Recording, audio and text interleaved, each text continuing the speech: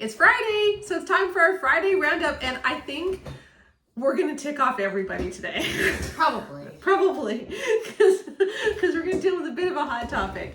Yeah. So what's happened this week so far? Let's think. We've written a post from Andrew Bowman, which was really cool, about his research project into how women don't necessarily feel safe at work. So you can see that on both my Substack and my regular blog at verymarriage.com.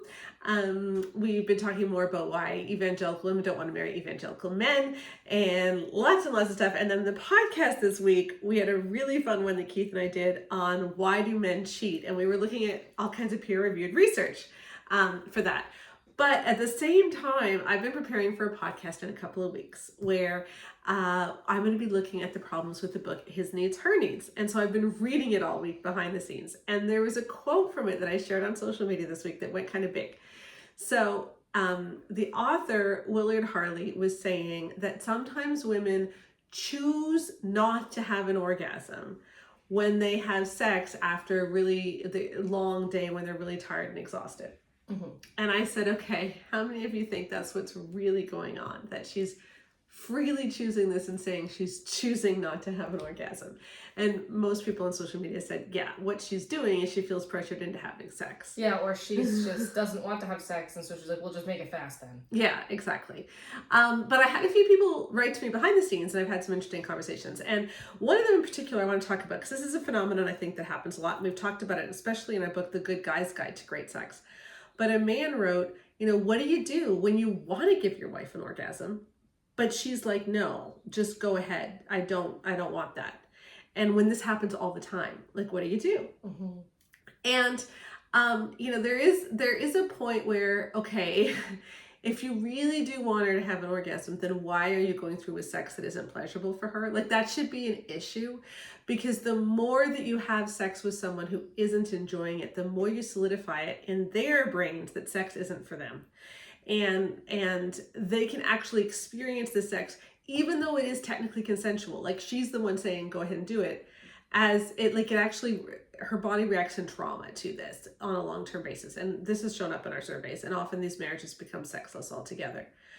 But there is another side to this. So I was saying this to the guy, and I think it's that other side that we want to talk about today, which is like, I think a lot of women are so disconnected from their sexuality, and at the same time, they've grown up in these cultures which say, you have to have sex with your husband, or he will explode, he will cheat, he will lust, you will not be a good wife. A good wife gives her husband sex, 2 to 3 times a week.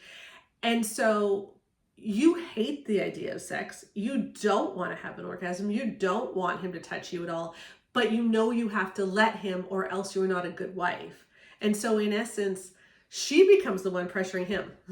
Yeah, and I think we're not talking about the situations where, because we also hear from a lot of men who say, well, I want to give my wife an orgasm and she won't let me. And it's been 27 years of marriage, and now I've decided she should have an orgasm. And it's like, okay, buddy. Yeah. We're talking about 27 years where you weren't caring and now you've realized it should matter. Yeah. Versus the couples where, from the get-go, he wants it to be good for her, but she has a wall up about sex. Right? And that does happen a lot. Yeah. And again, even in those cases, I would tell him, stop having sex, because you've got to get to the bottom of this. And the more you go down that road, even if it's her that's the one saying, please go ahead, the more you're going to make these negative dynamics. I think this can just be really confusing, right? Because if you're a guy who wants to have a healthy relationship, who wants to have a good marriage, but is also just sitting here and it's but this is my wife, what's going on? She's saying we should have sex. She's initiating, because often these women initiate. We talk to them in focus groups, they're initiating, they're coming on to him, and then he tries to do something and she's like, oh, that's okay, just go ahead. Yeah. And he's like, no, but I'm trying to do something for you. And then she pressures him to go ahead in the moment. Then after, he feels gross. He feels kind of weirdly, he feels like he's both used and has been forced to use his wife. It's just a complicated situation. Yeah. And I think that, a lot of women will scoff and say, yeah, well, he had an orgasm, so he had a good time. It's remember that orgasm doesn't actually summarize whether or not something was a good, healthy, consensual, fully consensual, healthy experience. And I do think that needs to be discussed where, if you're in a marriage where where your partner is trying to, make things healthy, and do good things. And again, we're not talking about situations where there's a history of marital rape, where there's history of like coercion and abuse, so where there's a situation where like two people got married who were frankly kind of clueless, and got into bad situations because of this, and she hasn't wanted to deal with her problems. Yeah. That's what we're talking about. So if you're in any of the other categories, doesn't apply to you. Yeah. Okay? When it's genuinely an issue where there are walls up from something that is not a natural consequence of what he did, but he is now being punished. Right. Then I'm sorry, forcing someone to have sex they don't want to have because you feel like I need to do this to be a good wife is not okay. Yeah. Like that's just not okay. Yeah. And I think we need to be open to talking about that. Yeah. I don't know. I feel like if you're married, you kind of do sign on to do the work. We're telling that to men. Yeah. Right? Like you kind of do sign on to do the work. And we're not saying like we know that that orgasm is difficult for many, many women, and there's all kinds of things that go into it. And when you have a history of sexual abuse, when you have history of hearing all these toxic teachings growing up in church, you know, orgasm can be really elusive, even if you've got the best husband in the world. And that's why we created an orgasm course. If you go to our site at baremarriage.com and click on courses, you will see it. Or if you go to our link tree, it's linked in there. But the issue is like if you're having a hard time with orgasm and you're like, no, it doesn't matter, but I want to make sure I'm still having sex twice a week so that I'm a good wife and so that he's not, you know, gonna lust or whatever. Yeah, gonna lust or whatever the stupid books tell us. You gotta do some work on yourself because, you know, because it's not fair to make someone have sex they don't want to have. It doesn't matter why. It's not fair to make someone have sex they don't want to have. And if he's like, I don't want to have one-sided sex, and you're be like, well, that's the only thing that you're going to get. Yeah. That's actually not fair. Yeah. Like, I'm going to be very... And so this dynamic needs to stop. Like, and you know what would stop this dynamic, honestly? You know what will get rid of this dynamic is if we stopped seeing his orgasm as compulsory and hers as optional. Yeah. Because, like, all of us think that, right? Like inevitably, when we looked at our stats for... in the Marriage You Want, in our newest book, The Marriage You Want, in that survey, we asked people about their first consensual sexual experience. And we looked at people who waited for marriage, and it was, I forget what the exact stats were, but it was like only like 14% of women had an orgasm compared to like 70 or 80% of men. Like we're starting off, and if you looked at people who gave each other orgasms before their first time trying intercourse, like people were much more likely to make sure that he orgasmed before intercourse than that she did. So even though she's the one is more likely to have issues and she's the one whose body needs to figure it out, we're doing it for him. So it's like we don't have good sex education. We don't. And so his pleasure has always been like compulsory, and hers has always been optional. Like, sure, it's great if it happens, but it doesn't need to. And we both kind of like, both men and women often buy into this. And I understand that for some women, like there are some seasons of life where orgasm is really difficult, like, you know, grief, or you've got hormone issues with menopause, or maybe breastfeeding or whatever, and you're like, but I want the closeness. Like, are we saying that if I don't orgasm, we shouldn't have had sex, or it was rape or something? You know, we're not saying that. But no, there's also a wild difference being like, this is a season, versus this is just how sex is, right? Like the equivalent of like, I mean, this is a bad analogy, okay? But like when you're doing a pantry clear out and you're cooking and you make just weird meals by the end of it, you're like, I don't know, we got barley and tuna. Like, what are we gonna do? And it's like, but you know what? Then once the pantry clear out's done, you get to go grocery shopping again, right? Like, I think, like, I know that's a bad analogy, but that's very different than marriages where the dynamic is simply that her pleasure only is an afterthought, and that sex is just to meet his physical needs, not a relational thing. And a lot of women would rather, like, that's what they think because it's easier for them, because they don't have to invest in sex. They don't have to become vulnerable. Sex makes them feel icky. They don't want to think of themselves as a sexual being. And there's all kinds of reasons for that, right?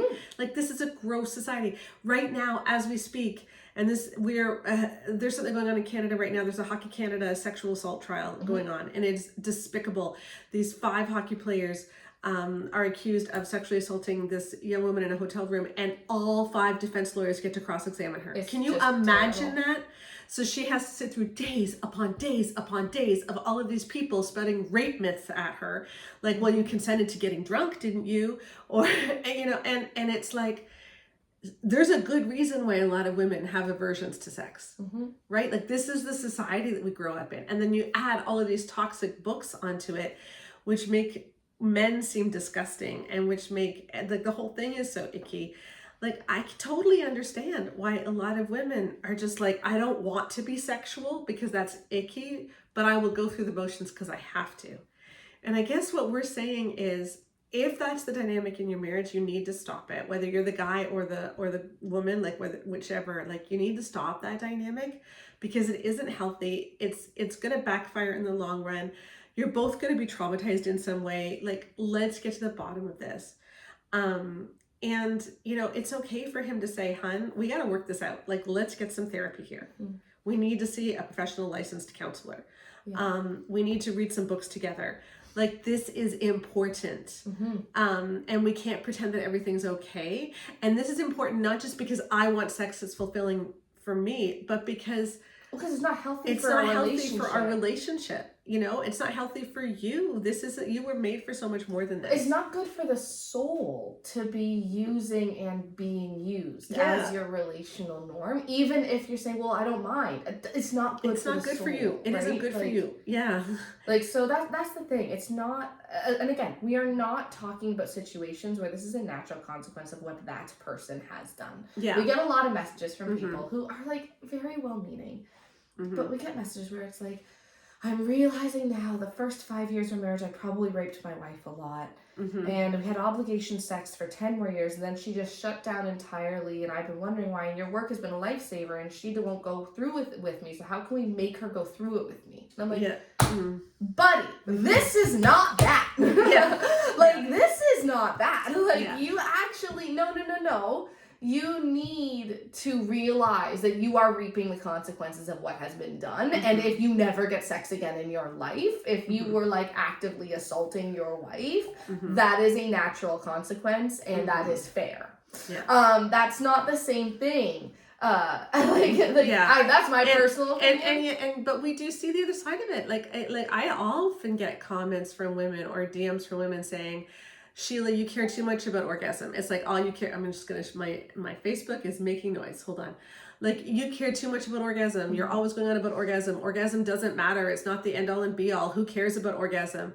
And it's like, okay, I know it's not the end all and be all, but the problem is the data doesn't lie. Yeah.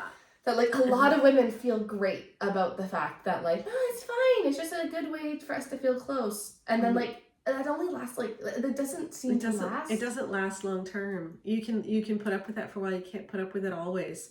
And, marriages will end up being sexless, or you'll just feel really emotionally distant, because when someone's using your body for pleasure that isn't giving you any pleasure, that is an inherent thing that does cause distance. And even if it doesn't for you, like there's the thing, stats, the individual doesn't matter to the average, right? Like there are lots of people who I have no concept of who is trying to call. Okay. Anyway, yeah, we can ignore that. Sorry. This is the thing, we don't edit these. No, but there, even if it doesn't for you, even if you're like, I've been married for 35 years, I feel so loved, I have a wonderful marriage, I've never orgasmed, but I'm so happy. Good for you. You can do whatever you want. But the thing is that for the average person, being told your orgasm doesn't matter leads to a lot of destruction. And so you might just not be normal. And that's okay. You're allowed to not be normal. But also what we see is a lot of women who believe they're fine until they realize they're not. And so also just make sure you're not doing that.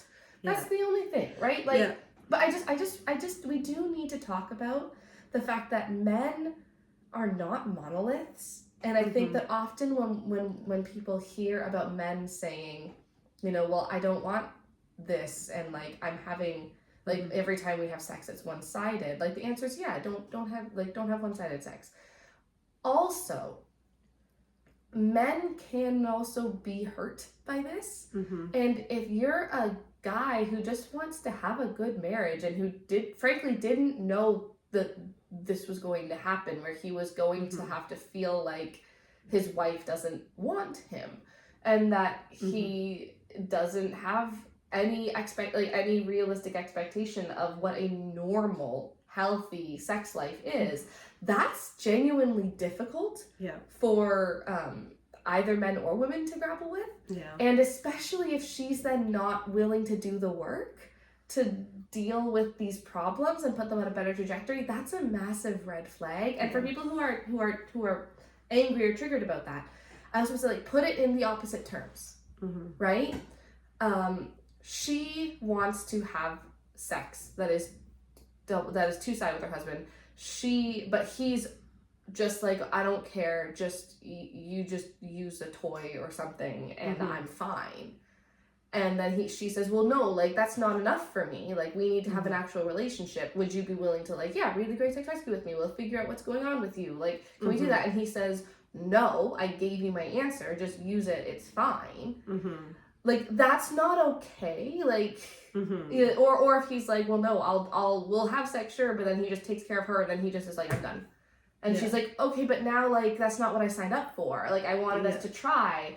Like, it's just not... And the problem is, again, the messages that we've given women is, as long as he has an orgasm, you've done your job. Exactly. And it's absolutely your job to make sure that he orgasms. And we haven't given the message, you know, when you get married, you get to be sexual together. And that's a big part of marriage. It's not the only thing, but it is a big part of marriage, is figuring out how to express your sexuality together. And so if you aren't willing to do that and there's probably really good reasons. Great valid reasons. Yeah, like we said, there's a lot of trauma in our society. But even if it's not trauma, you just might not have sexual attraction to people. You just might not want sex. You might be like, I want, like, marriage sounds great, but I actively have distaste for sex from not trauma related reasons. Yeah, but like that's not it's just not okay. And like, you kind of need to, like, I would say there are a lot of people who get married knowing that they don't want or don't like sex. But that's not something you should do to someone. And if you're someone who is engaged right now and you're like, I don't really have a filled need for sex, I don't really look forward to that, like, you need to have those conversations now. Yeah, because we don't talk about that in the church. That it's actually valid to say, you know what, I'm someone who probably shouldn't get married. Yeah. Like, I am someone who, maybe I do have the gift of singleness or whatever. I'm not sure that's actually a gift. But I don't think. It's just, is marriage, like, it's not a gift to have a different, like... Yeah, nobody needs to get married. But the problem is, in church, we've told everybody that you do need to get married. And then we've told everybody how hard, like, how you need to be pure. And so then you get these couples and you get someone who's not really struggling. Right? Like, they're not struggling to not have sex. And instead of realizing, oh, that's a red flag that maybe I shouldn't get married, they think, oh, isn't this great? I am so pure and holy and God's really working through me. And it's only once you get married that it's like, oh, I'm just not sexual. And so like we need to have better conversations about this. But if you are in that position and you're married and, you know, you've got a husband who really does want to make this good for you and a wife who's saying, no, just go ahead. Like, that's not a dynamic. What we're trying to say here is that's not a dynamic that's okay. And so whoever you are, whether you're the husband or the wife, please stop the dynamic and say, we're not going to keep doing this, but we are going to get to the root of it and we are going to figure it out. Because when you get married, you do sign up to do the work, you know? And it's important. Again, and just because people like this is a situation where there's two people who neither are at fault. Yeah. That is not the same advice that you'd give to a couple where one of their sex drive has frankly been destroyed by the other due to repeated entitled behavior. Yeah. That's not the same. Even if the entitled behavior is outside the bedroom. So if the sex drive has been destroyed because the husband, there's other things that are entitled, like, you know, she carries all the mental load, all the housework, she feels completely taken for granted, et cetera, et cetera. So what we're saying is this is genuinely a very I don't know, like, I don't want to say like vanilla case, but compared to the other things that we hear, like a genuinely, like, this is probably two people who are well-meaning and where there's just a hang-up that needs to be addressed and it's just too painful to address. And you know, I've had a lot, and so if that's you, if you're the woman listening to this, please read The Great Sex Rescue. I do hear from some women who are like, I can't read it because all you care about is orgasm, because the orgasm chapter is like, I think chapter 2 and 3 we talk about, but please get through it because it's important. And if you get through past chapters 2 and 3, you'll probably get to some of the roots of some of the reasons why you don't even care about orgasm. Okay, so please read it. Read The Marriage You Want for all of our stats on the honeymoon. That's super interesting. And yeah, let's get working this. Before we go, I want to read a super quick review for The Marriage You Want that just came in, where a woman said, I grew up steeped in complementarian culture and all of the unhealthy to even harmful marriage advice that came with it. I'm currently single, but hope to one day be married, and I read this book through that lens. I came away from it with a fresh hope that there is healthy marriage advice out there for Christians yet. Absolutely a worthwhile read that I'd highly recommend to others. I thought that was just neat that even single people are liking it. So spread the word about the marriage you want. Let's get healthier teaching out there, and let's realize that especially for premarital couples, here's a healthy book that you can look through instead of Love and Respect. So that's what I wanted to say this week. Hope we didn't tick off everybody in the world. I think it's just, if, again, I'm just asking people to not see it through the lens of your own experience necessarily, but look at this objectively as like, hey, this is the situation. All I'm saying is that men can feel sexually used and assaulted as well, and it might look slightly different because of the dynamics. So. There we go. All right. Thanks, everyone. Have a good Mother's Day. Yeah. Bye. Bye-bye.